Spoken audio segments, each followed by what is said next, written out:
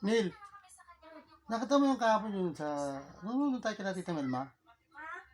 Nung tayo kila Tita Melma kahapon? Nakita mo yung... Yung sinasabi ni... Yung kahapon, yung... Di ba sa gawin na naking down? Yung alam mo yung binuhat nilang gano'n na... Yung kanay. Yung ano ba? Kinuha mo rin kahapon yun, nagagalit siya. Nasabi ko sa'yo kahapon. Hindi mo na sinasabi, nagagalit si Tita Melmo. Yung ano? Yung di ba napunta doon ka sa karto? Tapos nakita mo yung malaking ganda. Yung ginuha ni Dudaro kay Don.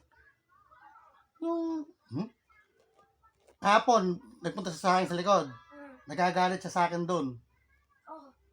Sabi niya, Bayaw, sabi niya, pagsabihan mo si Mimili, sabi niya. Bakit? Paano pinakialaman nila ni King yung kan nabasag, sabi. Yung sa may kama, yung ganon. Sila na yung nakita mo kahapon. Hindi namin nabasag yan. Di ba, bakit kila sa taas? Oh. Hindi pa ako makakit doon. Tumalong pa nga kay ni King. Hindi. Anong hindi? Hindi ako tumalon. Sabi niya kahapon, yung sa may kama, yung sa may, nakita mo, yung may pasikan doon, yung may platong gano'n, itlog. Sabi niya rito. Kinuha niya rin, tinapon niyo doon. Galit na galit si Tito Melmo kahapon. Kaya bahala ka, wanted ka ron, hindi ka makakapunta. Hindi ka, wala ka rin natapon. Tapos wala ka rin nabasag, di kami Isipin mo mabuti, hindi mo nakita. Hindi. Di ba, pumasok ka doon sa loob? Pumasok lang kami doon, di naman kami naglaro. Napunta kayo doon sa may kwarto ni Lolo mo. Sabi niya, may kinuha daw kayo ng laruan doon, tapos bote na isda. Yun. Tapos kinuha niyo yung pagkain nung naka sa may rep. Pagkabuhat niyo, tinapon niyo ron. Nabasag. Kaya nga si lolo mo kahapon, hayaan mo na lang, sabi niya. Bibili na lang tayo. Kinuha niyo na King, binuhat niyo. Hindi mo nakita? Hindi, wala. Hindi pa namin binubukas yung rep.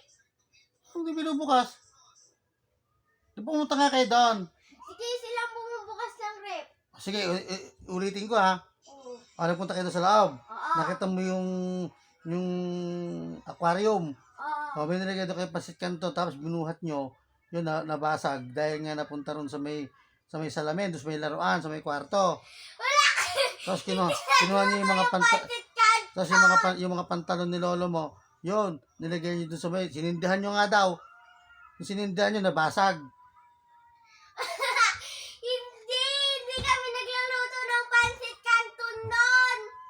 Hindi. Sinabi na nga lang ni Tito Melmo. Wala! Tapos sabi na, kaya sila kain dito. Dalawa sila ni King Kong, di na marunong mag-urong.